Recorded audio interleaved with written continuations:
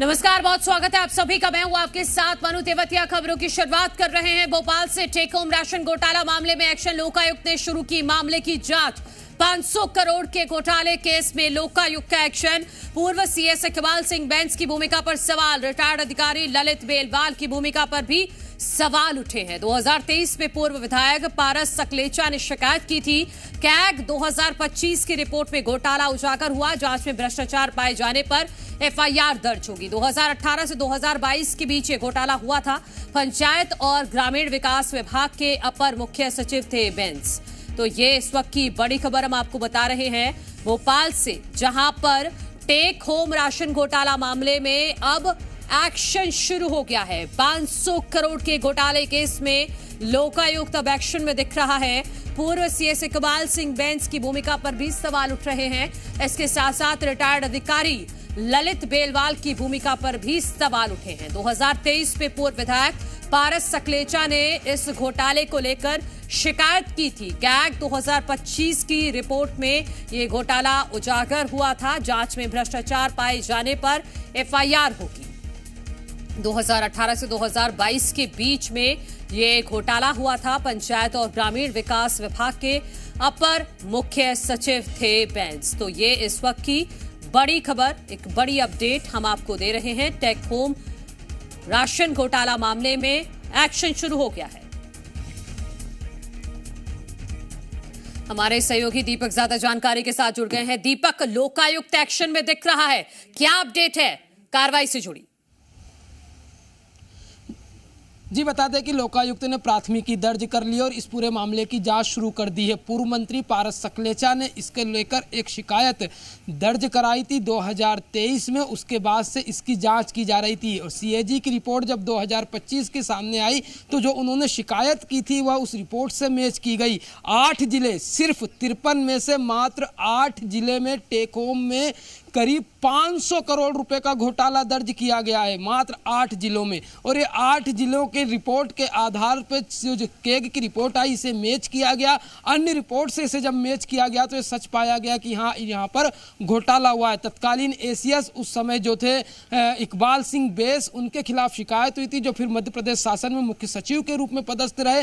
फिर उनकी जगह पर जब वो मिशन को छोड़ कर गए, उस डिपार्टमेंट को, तो अपने ही करीबी जो ललित मोहन बेलवाल हैं उन्हें वहां पर पदस्थ करके गए हैं और फिर उन्होंने भी इसमें घोटाला किया है। दोनों के खिलाफ अभी लोकायुक्त ने जांच शुरू कर दी है और यदि इस जांच को सही पाया जाता है कि इन्होंने इस तरीके का घोटाला टेक होम में जो किया है, इस जो घोटाला किया, यदि वो सच पाई जाती है तो भ्रष्टाचार के तहत इनके खिलाफ मामला दर्ज होगा। तो कहीं ना कहीं अब दोनों की मुसीबतें बढ़ते हुए नजर आएगी। यदि हम ललित मोहन बेलवाल की बात करें तो उनकी आजीविका मिशन को लेकर ईओडब्ल्यू में एक बार एफआईआर दर्ज की भी जा चुकी है। वो अन्य घोटाले को लेकर अब ये दूसरा घोटाला फिर उनके नाम पर उजागर धीरे धीरे हो रहा है, जिसकी जांच की जा रही लोकायुक्त की ओर से। और जैसे ही जांच में खुलकर पूरे तथ्य सामने आएंगे उसके बाद भ्रष्टाचार के तहत मामला दर्ज किया जाएगा। तो यह जांच मार्च से लोकायुक्त ने शुरू कर दी है, क्योंकि मार्च में इसकी रिपोर्ट आई थी। उसके बाद से जांच की जा रही है और उसके बाद जल्द ही अब लोकायुक्त इस पूरे मामले में भ्रष्टाचार पाए जाने के बाद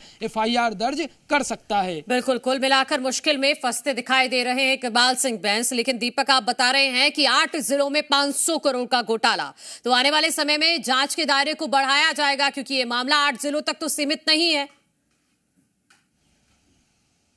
जी, बता दें कि मामला तो अब ये 8 जिलों तक नहीं, क्योंकि यह पूरा जो मिशन चलता है यह विश्व स्तर पर चलता है, फिर भारत देश में चलता है। उसके बाद इस मिशन को मध्य प्रदेश में लाया गया है। तो ये भारत सरकार की महत्वाकांक्षी योजना है कि ये जो बच्चे होते हैं और जो गर्भवती महिलाएं होती है उनके पूरे पोषण को ध्यान देना है आजीविका मिशन के तहत। और उनके पूरे पोषण को लेकर कि किस तरीके से किसी भी जो बच्चा है वो जब उसका जन्म हो तो किसी भी तरीके से कुपोषित न रहे, उसके पोषण आहार को लेकर ये पूरा काम किया जाता था। और उसमें घोटाला पाया गया। सिर्फ 8 जिलों का घोटाला निकलकर सामने आया जो 500 करोड़ है। आप 53 से अगर 8 के डिवाइड करके मल्टीप्लाई करते हैं तो कहीं ना कहीं ये घोटाला 3 से 4 हजार करोड़ के आसपास पहुंचेगा। और यह देखना होगा कि अब सब जिलों की जांच लोकायुक्त करता है या अन्य एजेंसी को इसमें इन्वॉल्व कराकर आगे सरकार जांच कराती है। बिल्कुल दीपक, पूर्व सीएस इकबाल सिंह बैंस की भूमिका पर तो सवाल उठ रहे हैं।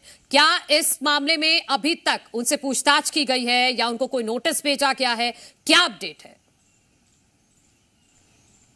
जी, अभी बता दें कि उनसे इस पूरे मामले में लोकायुक्त की ओर से पूछताछ की बात निकलकर सामने नहीं आई है, पर जल्द ही जब इसमें भ्रष्टाचार उजागर होगा, जब इसमें प्राथमिकी दर्ज होगी, तो जरूर उन्हें नोटिस भेजकर बुलाया जाएगा और उनसे पूछताछ की जाएगी। ललित मोहन बेलवाल से भी इस पूरे मामले में पूछताछ की जाएगी। तो अभी जो अभी सिर्फ लोकायुक्त ही अपनी जांच करता हुआ नजर आ रहा है, क्योंकि ये शिकायत 2023 में की गई थी। उसके बाद लगातार इस शिकायत के आधार पर इसे पुख्ता करने के लिए केग की रिपोर्ट में भी जब इसका घोटाला हुआ, तो उसके बाद प्राथमिकी अभी दर्ज हुई है और उसके बाद अब धीरे धीरे जो भी इससे ठीक है, मतलब लोकायुक्त पहले अपनी जांच को पूरा करेगा, उसके बाद जाकर पूर्व सीएस इकबाल सिंह बैंस से पूछताछ हो सकती है इस मामले में। बहुत शुक्रिया दीपक, आपका तमाम जानकारी।